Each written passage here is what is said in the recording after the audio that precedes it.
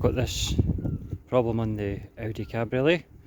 I think what's happened is that previously the boot has jammed shut and they've cut a hole, I know for a fact, behind there, which I have gaffer taped up. Unfortunately, water gets inside the actual frame of the boot lid and sits there until you do this. And this is slightly inconvenient, shall we say. Try and unlock it first. Another way. Is that it? Let's see.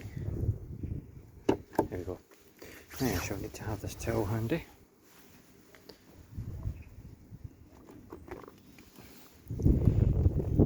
Start to go. That's nothing compared to what it's about to do.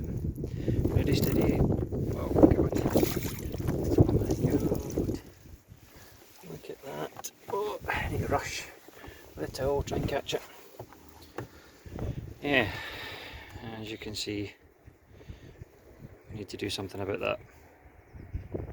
And it's got a little bit of mould up there as well. So we need to sort that as well.